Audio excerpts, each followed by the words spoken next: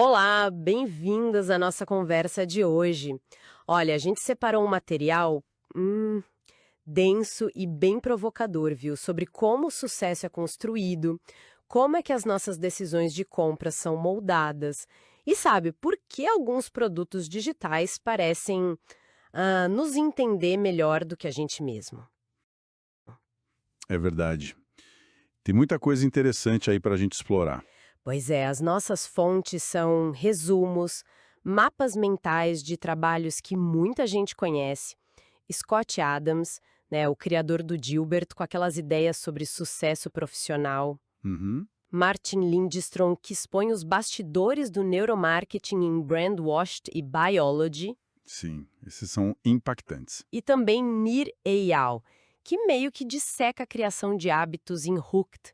E para fechar, Uri Levine, cofundador do Waze, trazendo lições do Lean Startup, com aquele foco em resolver problemas reais, né? Uma combinação e tanto, hein?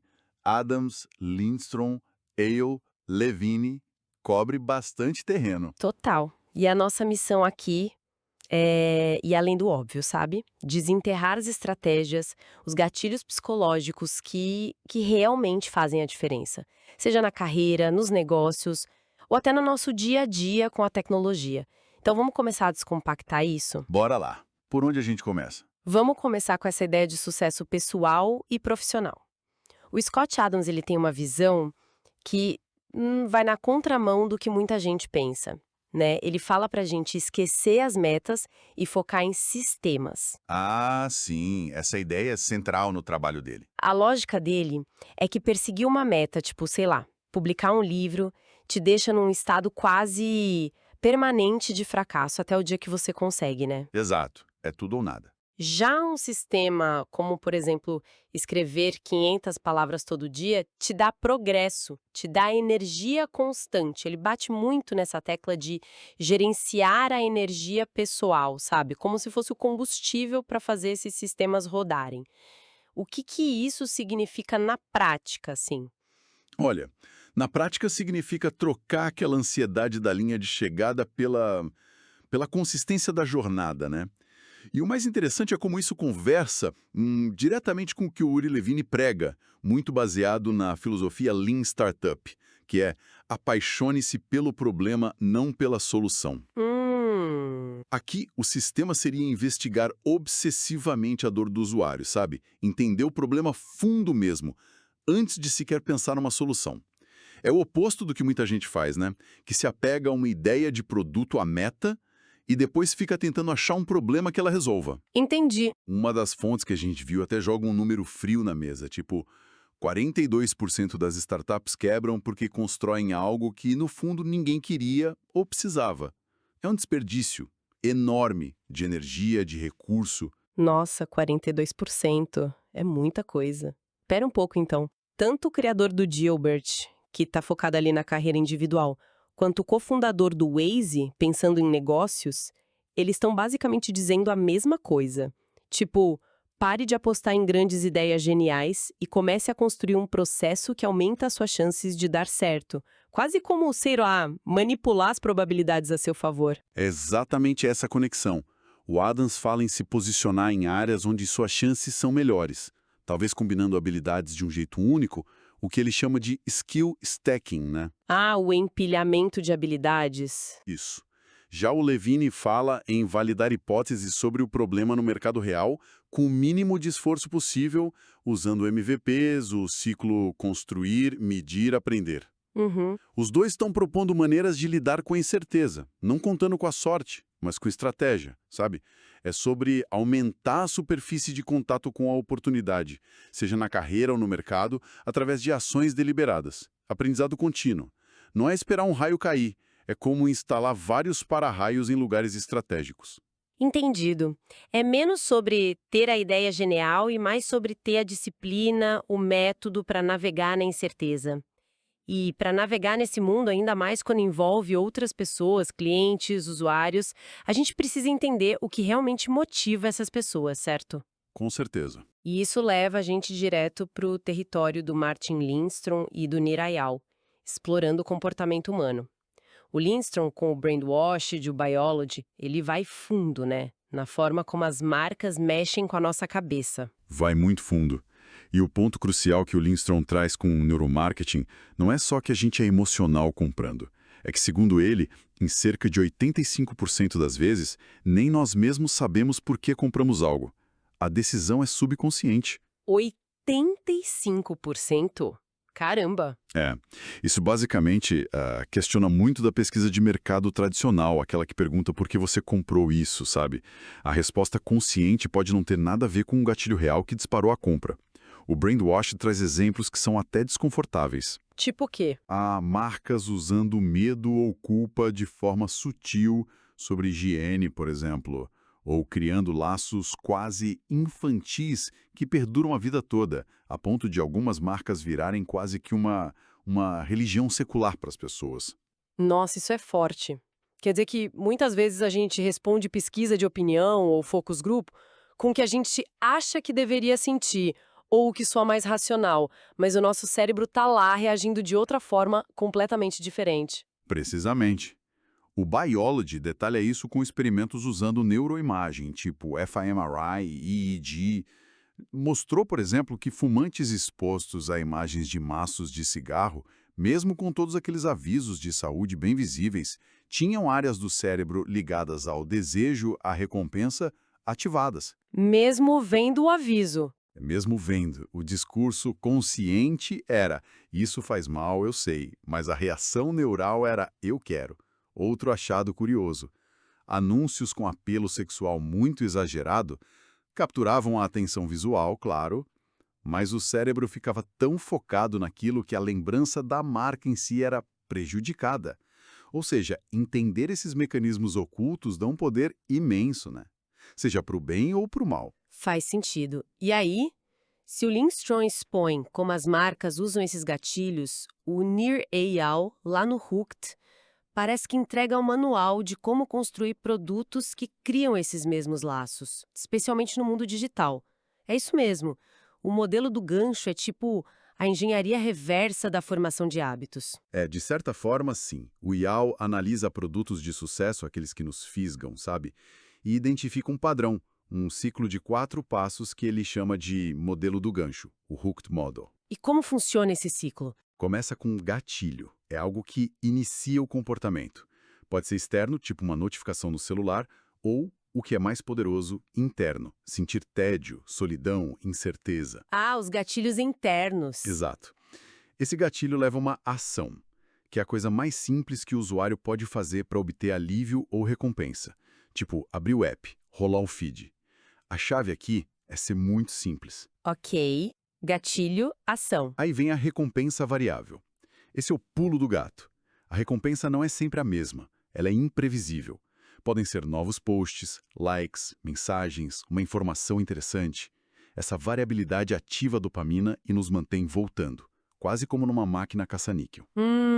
A imprevisibilidade. E por fim, o investimento. O usuário faz alguma coisa que aumenta a probabilidade dele passar pelo ciclo de novo.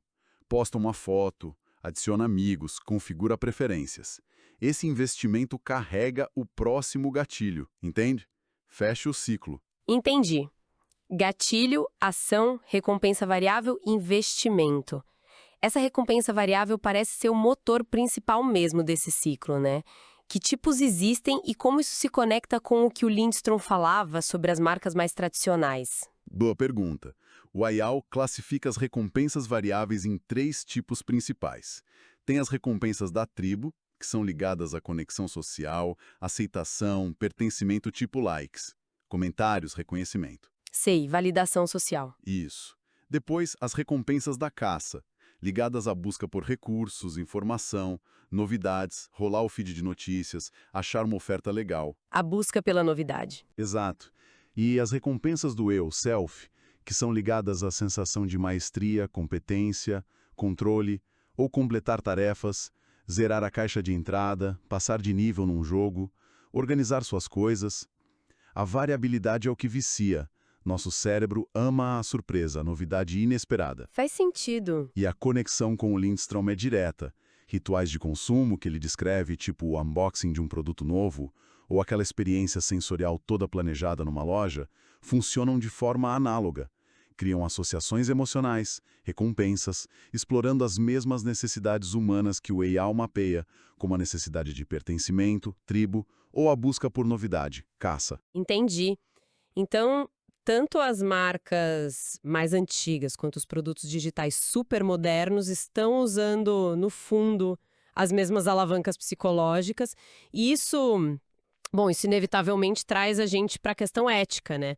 Que parece que os dois autores mencionam. Onde que a gente traça a linha entre criar um produto que engaja, que as pessoas gostam de usar, e criar algo que manipula ou vicia de um jeito prejudicial? Essa é a pergunta de US$ 1 milhão e, sinceramente, não tem resposta fácil. O IAL argumenta que os criadores têm que se perguntar: eu usaria esse produto? Eu acredito que ele melhora de verdade a vida do usuário? Uma autoavaliação, então. Já o Lindstrom é bem mais crítico em relação às táticas que exploram medo e insegurança. A linha é muito tênue e provavelmente subjetiva. Depende muito da intenção de quem cria, do contexto de quem usa e do impacto real daquilo na vida das pessoas, né? Um app que ajuda a formar o hábito de meditar usa o Hook Model para um fim que a gente considera positivo. Sim. Outro pode usar os mesmos mecanismos para maximizar o tempo de tela e a venda de dados com consequências bem negativas para a saúde mental. A responsabilidade é enorme. Com certeza. E voltando um pouquinho para a aplicação mais individual, assim, na carreira, como que as ideias do Adam sobre sistemas e o skill stacking podem ajudar a gente a navegar nesse mundo complexo? Ele sugere não tentar ser o melhor do mundo numa coisa só, né? Mas ser bom em várias coisas que se complementam e construir um portfólio, uma rede. Isso soa como criar opções para si mesmo, certo? Exatamente. É um sistema para construir antifragilidade na carreira. O skill stacking, ser bom em, sei lá, programação, comunicação e um pouco de design, te torna mais adaptável e talvez até mais valioso do que ser só um programador mediano ou só um comunicador mediano. Uhum. E construir um portfólio, blog, projetos, rede de contatos, te dá mais controle, mais independência do que depender só de um emprego. Isso conecta perfeitamente com o conceito de pivotar do Lean Startup, que o Levine enfatiza tanto. Ah, o pivotar. Mudar de direção. Isso, uma startup precisa estar pronta para mudar de rumo com base no que aprende do mercado, né? Um profissional hoje também se beneficia enormemente dessa flexibilidade, dessa capacidade de adaptação. É quase um adapte-se ou fique para trás aplicado à carreira. Interessante como esses conceitos se espelham, né? O individual e o negócio. E tanto o Adams quanto o Levine alertam sobre perigos, armadilhas comuns. O Adams fala da síndrome do impostor, de não se paralisar pelo medo, de diversificar riscos. O Levine insiste naquele perigo mortal de construir algo que ninguém quer. Parece que o alerta comum é sobre não se desconectar da realidade, manter o pé no chão. É precisamente isso. O elo fundamental é ancorar as ações na realidade concreta. Para o Levine e o pessoal do Lean Startup, é a realidade do mercado, a dor real do cliente. Tem que validar isso. Para o Adams, é a realidade das suas próprias habilidades, da sua energia e do ambiente onde você opera. Certo. Os dois defendem proatividade. Criar sistemas Adams, validar hipóteses Levine, diversificar os dois de formas diferentes, estar pronto para mudar, pivotar. Tudo isso para evitar as falhas mais comuns, que muitas vezes vêm do ego achar que sua ideia é genial sem nenhum teste, da pressa e não fazer a lição de casa direito, ou da falta de feedback honesto, real. O Adams usa muito humor e aceitação da falha como parte do processo, né? Sim, o jeito Gilbert de ser. É. E o Levine foca muito numa cultura de equipe que celebra o aprendizado rápido, mesmo que ele venha de um aparente fracasso. O importante é aprender e ajustar rápido. Ok, então vamos tentar amarrar tudo isso. Se a gente olhar para o conjunto dessas ideias, Adams, Lindstrom, Ayal, Levine, o que realmente salta aos olhos? O que fica de mais importante? Olha, alguns pontos se destacam e se conectam de uma forma bem poderosa, eu acho. Primeiro, essa ideia que pode parecer contraintuitiva, né? De que focar em processos consistentes, nos sistemas, pode ser muito mais eficaz e até menos estressante do que focar só nos resultados finais, nas metas, como o Adams argumenta. É sobre jogar o jogo a longo prazo. Certo. Consistência sobre intensidade, talvez? Pode ser uma forma de ver. Segundo, fica muito claro o poder imenso e muitas vezes invisível da nossa própria psicologia, do subconsciente, nas decisões que a gente toma todo dia. Seja no supermercado, seja ao pegar o celular. O Lindstrom dá um vislumbre assustador disso, mostrando que muitas vezes a gente não está no controle tanto quanto gostaria de acreditar. Uhum. Assustador mesmo. Terceiro, aquela disciplina quase brutal, defendida pelo Levine e pelo Lean Startup, de validar a existência e a relevância de um problema bem antes de gastar tempo e dinheiro construindo uma solução. Parece óbvio, né? Mas é onde muita gente ainda erra feio. Apaixonar-se pelo problema é a chave para criar algo que realmente importa para alguém. E que vai ter mais chance de dar certo, né? Exato. E quarto, a compreensão de como os hábitos são formados, como o Ayol detalha lá no modelo do gancho. Isso nos dá, sim, o poder de construir produtos que as pessoas usem e amem, mas também carrega aquela responsabilidade ética gigantes de não cruzar a linha para manipulação, para o vício. E a beleza para mim está em ver como tudo isso se encaixa, sabe? Entender a psicologia como Lindstrom mostra, ajuda a validar problemas relevantes como Levine prega. Uhum. E ajuda a criar produtos que engajem de forma eficaz como o Yao descreve. E aí, adotar uma abordagem sistemática, cuidar da própria energia, da mentalidade, como o Adam sugere, aumenta muito as suas chances de ter sucesso aplicando tudo isso. No final das contas, as coisas que parecem óbvias, consistência, foco no usuário, entender emoções quando aplicadas de verdade, com disciplina, se tornam a tal vantagem incomum de que o Adams fala. É a execução do básico que faz a diferença. Perfeito. E para fechar, então, a nossa análise de hoje, fica aqui uma provocação para todo mundo refletir, costurando um pouco todas essas fontes. Se a gente sabe que nosso sucesso pode depender muito de sistemas, como diz o Adams, que as nossas escolhas são largamente subconscientes e influenciáveis, como mostra o Lindstrom, que a tecnologia é projetada para nos fisgar, como detalha o Yao, e que inovação eficaz exige um foco quase obsessivo no problema real, como insiste o Levine, como é que a gente pode individualmente cultivar uma autonomia genuína?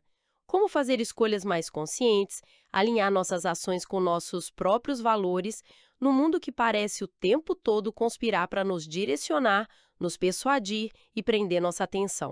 Fica a questão, né? Como navegar nesse cenário todo complexo e ainda assim sentir que a gente está no comando do nosso próprio barco? Uma excelente pergunta para a gente levar para casa e pensar a respeito. Com certeza.